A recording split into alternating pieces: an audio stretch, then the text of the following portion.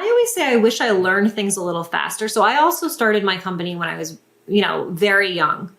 And so I don't think I was professionally mature as like somebody would be if this was their second career. So I think it took me twice as long to learn things that it might have taken if I were a little bit more experienced. But what I'm glad I did everything I did because it was a hard, painful lesson that won't be forgotten.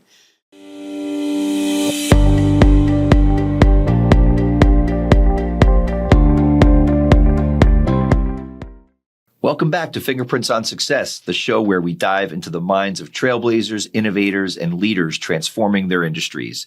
Today's guest is Rachel Durkin, founder and president of Paradigm Marketing and Design, an award-winning agency known for helping B2B, professional services, and nonprofit clients shorten complex sales cycles and boost ROI through strategic marketing and automation. Since launching Paradigm in 2010, Rachel has built a powerhouse team grounded in empowerment, collaboration, and excellence. Her work has helped clients generate millions in revenue and stay ahead of the curve in competitive markets. She was named one of NJ Biz's Best 50 Women in Business, a Silver Stevie Award winner, and a 40 Under 40 standout. Rachel brings unmatched insight into the intersection of business, marketing, and growth. Stick around. You're about to get an inside look at the strategies, mindset, and mission behind one of marketing's most inspiring young leaders. Let's unravel the fingerprints on success of Rachel Durkin. Hey, everyone. Welcome to Fingerprints on Success. It's so great to have everybody with us. And today I'm pleased to welcome Rachel Durkin to the program. Rachel, how are you? I'm great. I'm so happy to be here. Thank you for inviting me. Oh, it's our pleasure. So tell us a little bit about Paradigm Marketing and Design, your baby, your brainchild, and company that you founded, I believe, in 2010, if I remember correctly. And not yesterday, not a long time ago, but not yesterday anymore. And I know that you've built a really successful and very reputable company. And if you could just share with our listeners a little bit about your journey, not only about kind of what the company does, but how you conceived the idea and got started. Okay, sure. So Paradigm, we are a web branding, marketing, and sales enablement agency. And I would say we specialize in working with clients with a complex sale. So we specialize in B2B, professional services, and nonprofits. We don't sell widgets. We don't do a ton of e-commerce. But we specialize in leveraging marketing automation to building marketing to sales infrastructure that's going to make sales team more effective. I started the business by accident. It was a hobby that ended up starting to make more money than my real job. And I remember, so rewind 15, 20 years ago, I worked in pharma for a little while, and then I worked in nonprofit marketing, and which morphed into digital marketing over time and crowdfunding. And I went back to school for web and graphic design after I got my MBA, because at that time the internet was having such a big impact in the marketing world. And so I had just graduated and I needed more education to figure out what was going on. And I found web development really interesting. And though I had a marketing background, I started my first website project. I got a job off Craigslist I built a 50-page website for $500. Today, that'd be like $50,000. Right. And I had no idea. That was a good deal. Yeah, it was a great deal. I mean, to be fair, I was winging it. This is like before even YouTube was a big deal. So like there was nowhere to go if you didn't know how to do something. And I started building websites for people at night and on the weekends. And I was working with these small businesses, and with my background in marketing, I'd say, well, who's your target audience? They'd say, everyone. And I'd say, well, what are your value propositions? And they'd say, we're really good at customer service. And so they didn't really understand marketing. And so I provided that service for free and that advice for free. And then I realized over time that this hobby I had was starting to make real money. So I never had an intention of being a business owner. I never intended to do this full time. It happened by accident. And then I just couldn't stop the roller coaster. So tell the audience like some of the deliverables, because when people talk about building sales teams and strategies, give me some of the kind of like the granular deliverables. Like if I were a customer, what are the things you would do for my company? Sure. So a lot of our clients, so our client sizes vary. But when we have clients that are a bit smaller, I'd say anywhere between 5 and 30 million, they often have a sales team and a very minimal marketing department. They might have a CMO only or just a tactical marketing person, or my favorite is when there's a VP of sales and marketing who's really a sales guy who has no desire or interest in doing anything marketing related.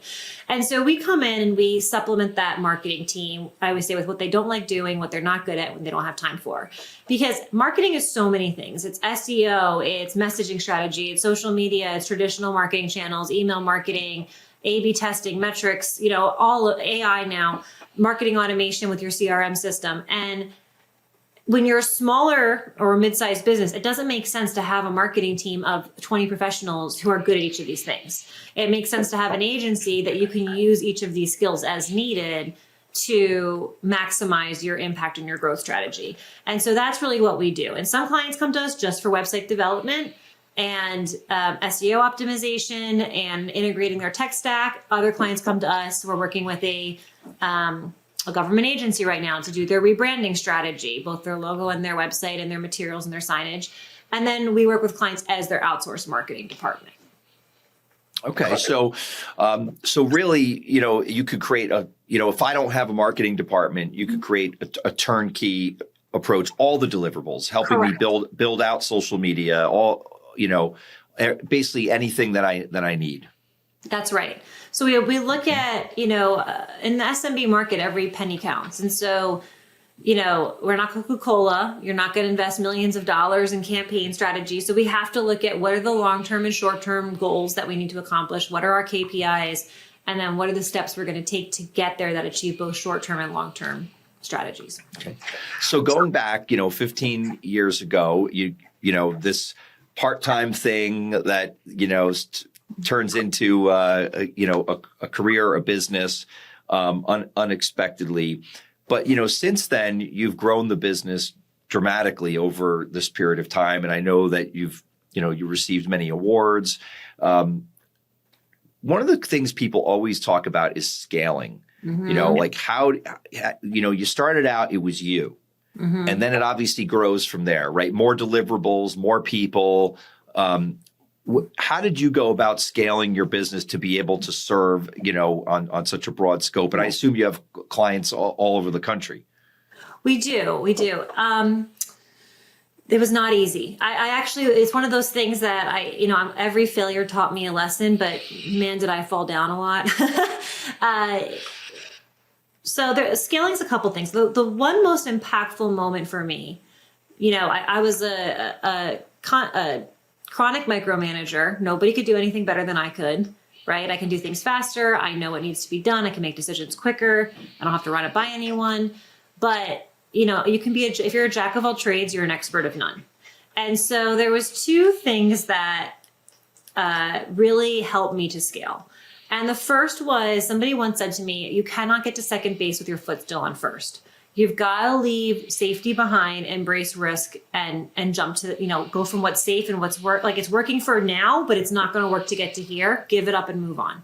And, change is scary, but I say that to myself a lot. Every time I have to make a leap, you can't get to second base with your foot still on first. So that was one. The second is we really took off when I started hiring people smarter than me. So smarter than me at web development, smarter than me at operation infrastructure, smarter than me in data analysis. Surround yourself with people smarter than you. And, they don't have to be good at web design and coding. They can be good at just coding. But, my lead developer codes way better than I ever did. And so when you are able to bring in people who are smarter than you in a certain area and rely on them and trust them and have accountability with them, that's when you can finally scale. Yeah. And I imagine, for a lot of people can relate to that when you go after talent like that, it's a leap to financially because you're making investments. Sometimes maybe, did you experience it? Sometimes you had to, take a step back after taking steps forward in terms of like the reinvestment.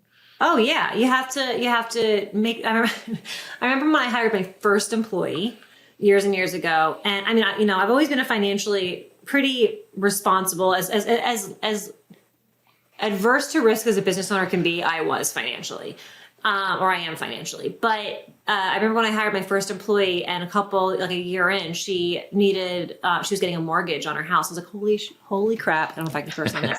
Yeah, everything goes on Fingerprints on Success. Anything goes. It was jarring that their entire life is dependent on the success of this business. And I mean, that's a little dramatic, but it's scary, but it gets easier because if you believe in yourself and you believe in your people and you invest smartly, you're going to fall backwards. You're going to take 2 steps forward and 1.5 steps back every time.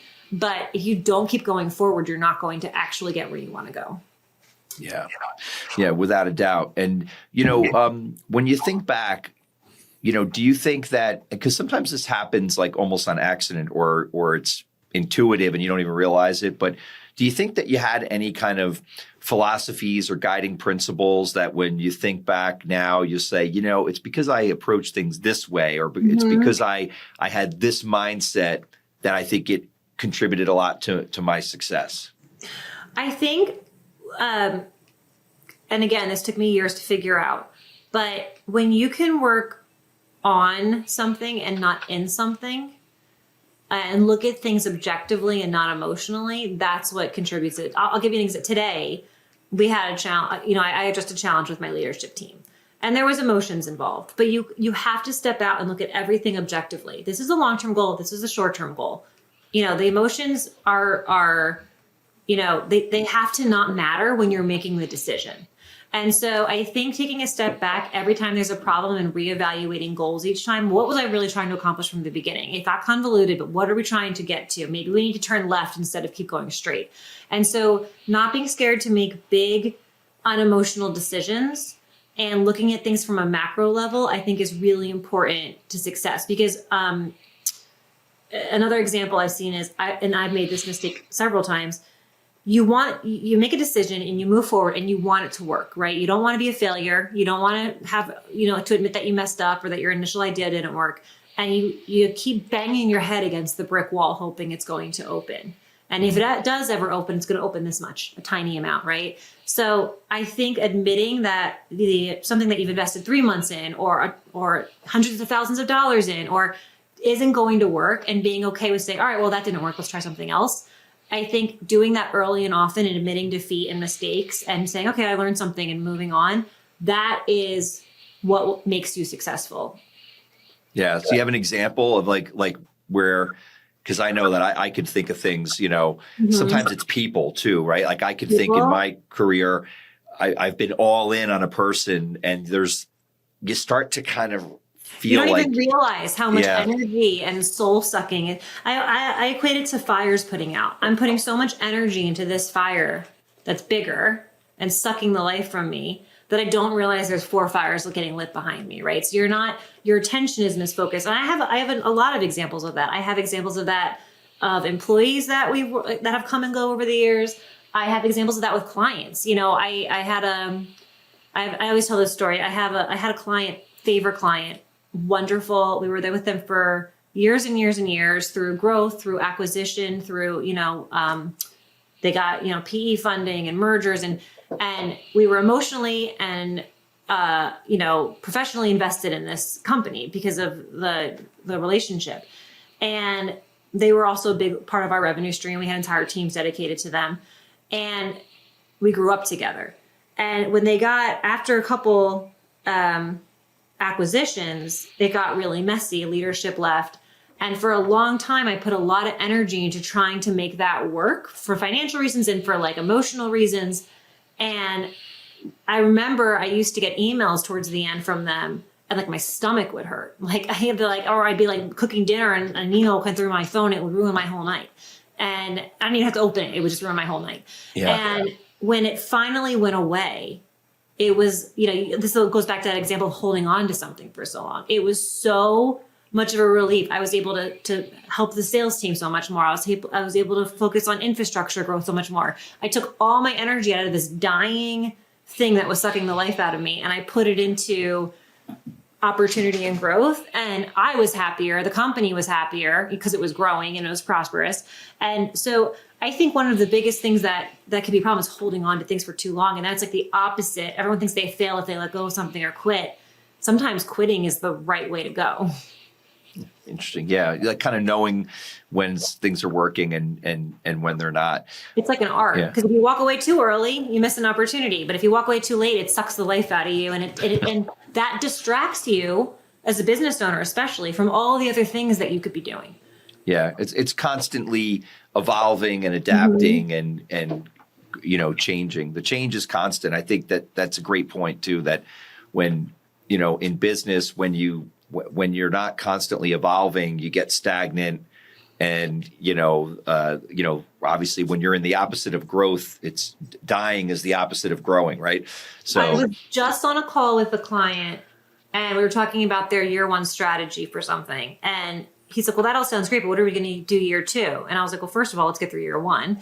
But in year two, we're either going to evolve it or it's going to die. Like those are your two options. And we're not going to repeat it. Right? So that's the same thing. It's got to evolve or it's going to go away. Yeah. So if, now that you're, 15 years into having your own company and enjoying the success and the continued growth, what are some things that you would advise yourself 10 years ago or 5 years ago? Like, if Rachel today could tell Rachel yesterday something, what are some of the things that you wouldn't do? Wouldn't do. I always say I wish I learned things a little faster. So I also started my company when I was, very young. And so I don't think I was professionally mature as like somebody would be if this was their second career. So I think it took me twice as long to learn things that it might have taken if I were a little bit more experienced. But what I'm glad I did everything I did, because it was a hard, painful lesson that won't be forgotten. I do wish I had brought in a better network sooner. So, I think who you surround yourself with is really important. Who you lean on and trust and like give and take. I think that's really important, especially when you're a business owner, because it's a lonely existence. Mm-hmm. And so having a network and coaches that can be supportive and give you insight is really important. Yeah, it's interesting too. I wonder if some of that too is the product of starting a business young, because like understanding your centers of influence and your, kind of how the world is still all about people and relationships, no matter how technologically advanced we get, it always seems to always revert back to relationships. And I wonder if as a result of starting so young, you almost had to evolve into understanding like that universe. I did. It wasn't clear to me at the time. I figured it out, but yeah, you don't know what you don't know. Yeah. Yeah. There's a line also that kind of relates to the whole centers of influence of Bill, Zig Ziglar, an old self-development sales guy, from the 80s. My father used to listen to him all the time. and he had that great line. It was like something to the effect of, if you, the way to get everything that you want is to help as many people as possible get what they want. And kind of like the go-giver concept. Yeah. Yeah, exactly. It is a great concept. So tell me a little bit about, you talked about people, the right people and that kind of network as you described it. Tell me, one of the things we love to talk about on this show, it's called Fingerprints on Success for a reason, because we love to talk about kind of mentorship or people who meant a lot to you. And when you think back, do you have some people in your life, personally, professionally, that you think, kind of really became like a guiding light for you or really helped you along the way? So I think there's, yes, definitely. And I think there's many of them. And I think that some had big impacts, that it can clearly be articulated. And I think others had micro impacts. And I think that you can't negate those micro impacts. Those tiny lessons you learn along the way. Over time, I've had many coaches. I've been in many, many mastermind groups, and they all served me for where I was when I was. if I went back to some of the mastermind groups that I was in 15 years ago, they wouldn't serve me now. But I think that if you network the right way, if you surround yourself with people with similar values, with similar drive, with similar commitment, because I really think it comes down to values, how you want to show up, how you want to go to work, who you want to work with. I think that you help each other along the way. So I think that answer, I mean, I don't want to say everyone, but I think throughout my journey, there's handfuls and handfuls of people at every stage that had an impact in the directions that I took. Yeah. Any mentors in particular that you want to shout out to or talk, give an example of people that, maybe some of the bigger ones that had a profound impact on you just overall? So I've been in, supportive groups over the years. One of them you work with, Casey Gosell and I are very close, and we collaborate a lot. There's others in that group. Donna Miller's been a great influence. She owns C3 Workplace. So a lot of people who've run their businesses or taken leadership roles all bring something to the table, and I might go to one for a piece of advice for one thing and then one for a piece of advice for the other. And it's about knowing who everyone's strengths are, I think is really important, and being able to have an open door to gain access to that support. Okay. So tell me, what's the thing that you've got going on now that you're particularly excited about, or, that kind of, gets you excited in the morning when you get up every day? What's new in the world and that we should all know about? So are you asking what Paradigm's doing, or what's happening in the world that I'm excited about? Well, I'm kind of both. I'd actually love to know, in particular, what's got you pumped up? What are you excited about? Well, I think the changing technology environment is amazing and terrifying. I think that what's happening with AI and automation and being able to streamline processes and get the data back on consumer behavior. I'm a big fan of consumer psychology and being able to understand how people are thinking and interacting. It's just there's just more and more data out there on and better ways to use it, right? And parsing through the data has always been a problem too. So using AI to do these types of things is so exciting. One of the things that I'm passionate about at Paradigm is helping other businesses grow, right? I really believe in helping one another. Just as you said, I call it the go-giver strategy. There's a book on that, the Zig Ziglar concept. But we started this after COVID. A lot of things we started after COVID actually took off and they remain today. And if you think about it, it was a time when people were lonely and scared and needed to come together. And so it makes sense that it's still happening today. But we do something, Donna Miller and I from C3 Workplace, we do what's called the Business Growth Roundtable. And it's with New Jersey Business and Industry Association, which represents businesses throughout New Jersey, both for advocacy and growth. And every month we bring in a speaker or an expert in how to scale, how to grow your business, how to, if you want to sell your business, whatever it is you might want to do. It empowers business owners and leaders to do more, be more, etc. And we've been doing that for almost 5 years now. We're on our 48th episode or 50th episode or something like that. And I'm still excited about it because we've got some amazing speakers. We've had some best-selling authors on it. We've had, just really smart people. And I'm really passionate about that because even after 5 years, our attendance is still skyrocketed and it's still bringing in people. People still care about, what others are saying. And so that's one thing that I'm really passionate about is kind of sharing the knowledge. Yeah. Because you get to see so many different businesses and you're out there trying to help them succeed. Is there something, that you think people should be, if it's not keeping them up at night, should keep them up at night, or kind of what you think they need to be thinking about? Yes, I was just thinking about this the other day. So it's so important when you're running a small business to know what you don't know. So for example, as a marketing agency, as a small business, I know a lot about marketing, right? And I can coach people, I can develop them. I have entire teams around marketing. I can handle my P&L, but finance is not my jam, all right? Unless it's a cash flow issue, I can handle that. So when I bring in a bookkeeper or a controller and they're alone in an organization, and often this happens, maybe you have one lonely marketing person or one lonely IT person or one lonely finance person because it's not what the company's expertise is.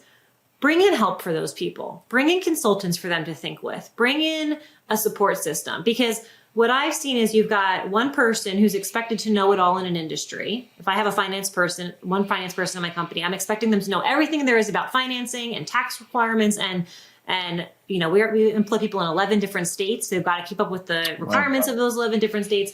And, it's not fair and it's not empowering. And so the one thing I say is empower your people. If you can't help them, find someone who can. Bring in, fractional support, bring in expertise for them to collaborate with, just like I need to collaborate with masterminds, they need to collaborate with something. So, I need an expert in IT and security on my team. I'm not that. I need an expert in finance. I'm not that. So know what you're not good at, admit it, and bring in support for it. And that's how you're gonna sleep better at night, knowing that you can trust these teams of expert, not the 20-year-old. Not there's anything wrong with being 20-year-old. I started this company in my 20s, but don't bring in the 20-year-old and expect them to know how to run an entire IT department. Make sure that everyone has the support they need. Yeah. How do you attract great people? You always hear people talk about how hard it is to get great people. What have you found to be some of the things that have helped you to attract great people into your company? So you have to, at the end of the day, you have to suck it up and pay. Let's start there. Let's just give people benefits, give people dental, give people, the equal pay as they would in the competitive marketplace. We are after COVID, we remained a remote company. That has its pluses and minuses. So its pluses is a lot of people want remote work. I can go to any state in the country and hire people. We try to keep them on East Coast time only though. But it's opening up my pool, and opportunities. Remote is very sought after. And we also have a really strong and committed culture of empowerment and flexibility. So we attract a lot of people who want a flexible work environment, are not going to be asked, what are you doing if you leave for an hour to go get your kid from school? Like we really believe that and we live it. And so that I'm really proud of the fact that most people, when they come to work here, they stay here. I mean, we've been around for 15 years. I've had employees who started with me and never left, 10, 11, 12 years. Now the downside of virtual is you have to work 17 times harder. I made that up, but a lot harder than you would otherwise to drive a culture, to build relationships, to, learn. Because you're not doing that. Hey, I heard what so-and-so saying in the office, right? So we have a lot of purposeful effort in that. Talk about that a little bit, because I think that would strike a lot of our listeners, right? I mean, I find that in my business, for example, the importance of being together for collaboration is really important. The interaction, especially with younger lawyers, having, how to sit down and teach them and talk to them and kind of spontaneous interactions. And maybe I'm old school, but I think there's a lot of thought behind that. I think a lot of people will be interested to hear, how do you build a culture with a remote company? I think it's a really good question. I will tell you that the bigger you get, the harder it is, right? So number one. And we have, over the last 5 years of doing this, we have swung the pendulum in the too far multiple times, trying to address the perfect balance. So first and foremost, we have a weekly meeting every week where we all check in on wins, what's working, we have a goal for our company called the critical number, what we're all working towards. In this case, and it can change quarterly. It's what the company needs most. So maybe it's our NPS score. Maybe it's our billable hours that quarter. Maybe it's, it could be a number of different things. So right now, this quarter, it's billable hours. How many billable hours are we hitting as a group? And we report that every day. Here's what we're doing. Everybody has their own goals as it relates to, but if I say, oh, this project stalled, does anybody have anything they want me to work on? Everyone's raising their hand. So everyone knows where everybody else's workload is lying. Once a week we meet. Then the micro teams led by our leaders, managers who are on the leadership team. So the leadership team meets once a week to talk about what we call start, stop, keep, what's working, what's not, what should we start doing, what should we stop doing. They ask their teams at their daily huddles, what should we start, stop, keep? Is there an innovation or technology we should try? Is there something super inefficient that we're doing that's stupid that was working a year ago and isn't working now? And so it's about keeping that, like purposefully keeping those conversations going of not the micro level, but the macro level, right? What's working. We also do quarterly initiatives in addition to the critical numbers. So right now we're doing a critical thinking blitz. So we want everyone on the team critically thinking. We're doing education series around critically thinking. We're doing book clubs around critically thinking. We're doing shout outs when somebody's critically thinking. The other day I shouted out somebody because I gave feedback that was wrong. And they said, I don't think this is right. And I was like, that's great. Thank you for telling me I'm wrong. Like, so, we do big pushes on certain themes every quarter. And so it's that purposeful conversation and macro level view. We also do monthly ENPS scores, employee net promoter scores that are anonymous to understand what's working and what's not. And the leadership team reviews those, and then we have discussions around how we can improve, and then we roll those out on a monthly basis. And then once a year, we do fly everybody out and have, honestly, we do like 4 hours of workshops, and then it's 3 days of fun. Like we just have to fit 3 days of like water cooler time into 3 days. And that's a good opportunity to get everyone knowing each other. I might up that to twice a year, but right now it's only once. Yeah. And there's more we do, but that was going to be my question, which you kind of answered, is whether or not there's any personal in-person interactions, because I would imagine that even with a lot of techniques and things that it's hard to build relationships through, a camera, so to speak, Yeah. It's fun. It does take a certain, and then of course we're doing like monthly team building virtually and things like that. But it does take a certain personality to work. I think when we're hiring, we're very purposeful about their ability to work in a virtual environment. We also are very careful for the more junior team members, the 1 minute manager strategy. What do you need to work on today? Let's check in when you need help. What did you finish today? So there's I don't want to say it's not micromanagement, but it's clear oversight. So everyone understands what they're supposed to be working on at any given time. But it does take a certain personality when we're hiring. And that's really important to evaluate. Yeah, I would imagine that there's some technique to that to find that right fit person. It's fascinating. It's amazing. Like, as you said, COVID, did change a lot. I was just telling someone the other day that prior to COVID, I would average 4, maybe 3 to 4 in-person meetings, not just like internally, but with clients, 3 to 4 in-person client meetings per day. Yeah. Now I have about 3 to 4 in-person client meetings per month. But to counter that, I used to have 5 meetings a day because I have to drive to clients. Sure. Now I could have 8. Not that I always want to, but yeah. So there's there's a balance, right? That I find the same thing now. Because those 3 or 4 client meetings in a day basically was my day. And you could be checking emails in between, right? Because you're driving or. Yeah, and now I do more meetings plus work plus it definitely has increased efficiency for sure. And it's fascinating. And now you don't know like where is it all going, because now you hear major companies are demanding 5 days a week back in the office. I mean, I have a good close friend of mine and a client who works for Citibank, and they told everyone earlier, I guess it was January, like 5 days a week back to work. So and listen, in this market, in this job market, they can. But 2 years ago, they couldn't. Right. That's true. It's also, if the market changes in 2 years, that it might shift. You just have to, I feel like you have to, this goes back to having to evolve. Yeah. Always adapting, right?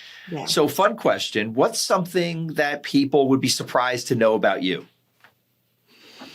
Oh my gosh. I don't know. Surprised to know about me. Maybe I stumped you.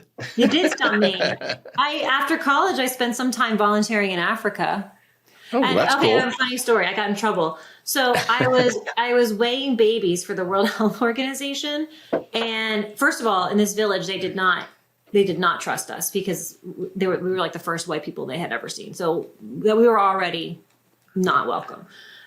And so I'm weighing the babies, and there was this woman in charge of it from the village, and they write it, like European style, day, month, year, and we write it month, day, year. So I dated all the babies I weighed wrong, and I got yelled at, and I wasn't allowed to weigh babies anymore. So, well, there you go. So Africa, where in Africa did you go? I was in Tanzania. Wow, that's cool. See, Yeah. See, a fun fact that maybe nobody knew. Yeah. Maybe even some of your people didn't know it. You never know. Yeah. Well, Rachel, listen, I really want to thank you for taking the time to come on today. I can just say to the audience too that Paradigm Marketing and Design has done work for our firm, full disclosure, and wonderful work. Thank and you. I know many of the clients that you've touched over the years, and just the fine quality of what you guys do and the great service. So I'm very grateful that you had time to come on and share your story with us today, and wish you nothing but continued growth and success. Thank you. Thank you for having me. I very much appreciate it.